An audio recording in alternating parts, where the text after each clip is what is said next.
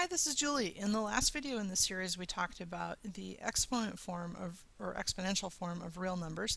And in this video, we're going to talk about two rules that apply to operations with exponential numbers. The first one is the product rule, and the second one is the quotient rule. So the product rule, if you remember, product means what you get when you multiply two numbers together. And so the product rule for exponents is the rule that tells us how to multiply together numbers that are in exponential form. So as an example, a sort of general example here, we can look at x to the m times x to the n. And we'll actually look at a more specific example and then come back to what the general rule is. So the specific example I'm going to look at is 3 to the second power times 3 to the third power.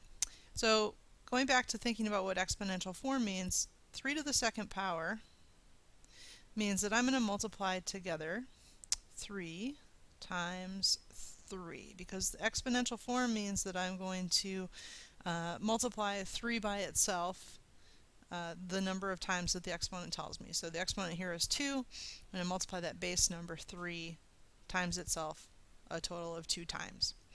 And then I'm going to again multiply, and then the other number that I'm multiplying here is 3 to the third power. And 3 to the third power means I'm going to take that base number 3 and multiply it by itself a total of 3 times, because the exponent there is 3.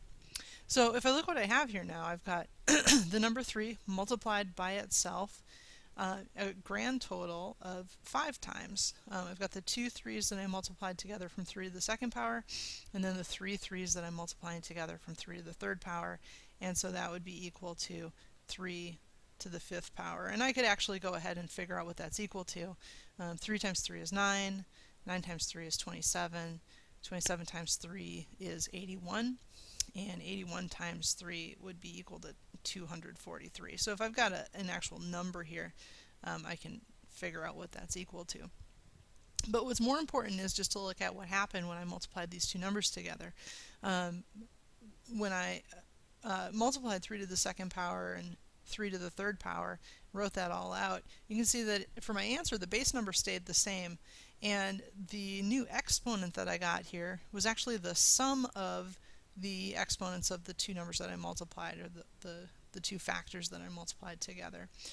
So that's going to be our general rule. The general rule is that when we multiply two numbers that have the same base, so in this case here that was 3, what I'm going to do with the exponents is to add the exponents together. So if I go back to my general rule here, if I have a number like x to the m, I multiply it by another number that has the same base, x to the n, my answer is going to be x to the m, let's see if I can write that correctly, plus n power. And so that is my general product rule for exponents. Okay, so let's go back and look at two more examples and we'll see how this works here. I'll switch to a different color. So this time I've got x to the third times x to the fourth. So again, I want the base to stay the same. The base is still going to be x. And if you think what I'm doing here, x to the third means I'm multiplying x times x times x. X to the fourth means I'm multiplying x times x times x times x. That's going to be a total of 7 x's. I'm going to add together the 3 and the 4. And that means that the answer here is going to be x to the 7th power. Okay, let's do one more example. Switch to a different color here. Y to the second power times y to the 7th. My base is still going to be y. I'm going to go ahead and add together. 2 plus 7 is 9. So this is going to be y to the 9th power. Right? So that's the product rule for exponents. When we multiply together two numbers in exponential form that have the same base, I'm just going to add their exponents, keep the base the same. The quotient rule is going to be very similar to the product rule. And remember, a quotient is what we get when we divide two numbers. So basically I'm going the opposite direction here. Rather than multiplying, I'm dividing. And my rule is going to be the opposite as well. So instead of adding together the exponents, as I did when I multiplied, this time I'm going to subtract the exponents. I'm doing the opposite operation, and so it makes sense that I do the opposite thing with the exponents.